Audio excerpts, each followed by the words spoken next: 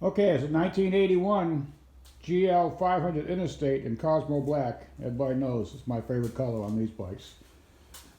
She's a beauty. This is the second time I've owned this bike.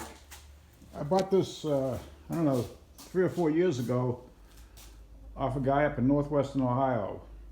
It was actually an actual barn find. It had like 12,000 miles on it.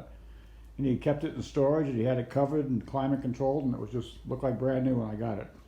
But of course, it's been sitting for a long time, so I had to do the usual recondition work on it, which I did. And then I sold it to a guy from Jacksonville who had an old 81 brown one that was all wore out, and I took that in trade, and he took this bike because he really likes the GL500. Anyway, he's had the bike for 3 or 4 years, or however long it's been, and now it has 55,000 miles on it, and the final drive went bad, started leaking. I was having problems with that, and along with it was time for a whole pile of maintenance on top of that. Engine had a few leaks here and there, and it wasn't charging real strong. The stator was getting weak, and the front fork seals were starting to leak.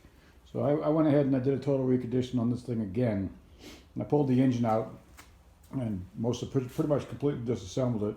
I rebuilt the starter clutch, I replaced the timing chain, I put in a new old stock Honda stator, a mechanical water pump seal, of course, every other seal and gasket. And while I had it apart, I went ahead and I did the GL650 clutch upgrade. You take the primary gear in the clutch basket and clutch out of a GL650 and you put it in, and it actually knocks 400 RPMs off the top, gives you a little more gear. And that's about all the gear one of these bikes could pull anyway. I did that on my personal bike years ago, and it's just a really nice option. And I have a whole pile of that stuff laying around. I went ahead and rebuilt the carburetors once again, resynced them, replaced the front brakes, flushed the hydraulic system because I put a new master cylinder on it the last time it was here. Let me see. New final drive. The wheel was bad. The hub had come loose, and it ate the wheel up and the final drive, so all that's new. Rear wheel, hub, final drive, new battery, of course valves adjusted, and all the rest of it. So she's ready to go again. Also, the Pro Link was starting to squeak, so I went ahead and I completely disassembled that and cleaned the bushings and repacked the Pro Link. I think that pretty much covers it. We'll go ahead and start it up here. Bike actually has a stereo, believe it or not, and it doesn't sound too bad.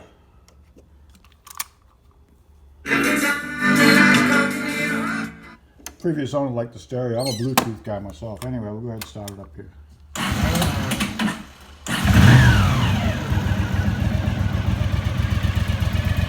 So after 55,000 miles, that engine is just as tight and rock solid as can be. He said didn't use any oil. I believe him.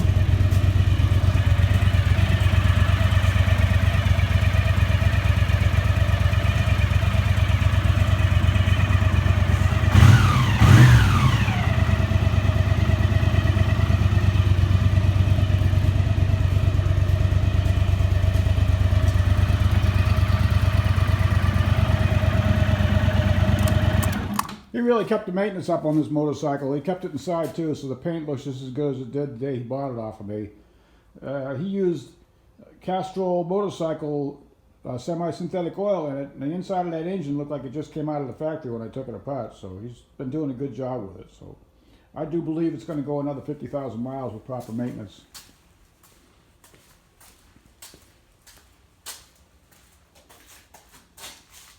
Anyway, there she is. Thanks for watching my video.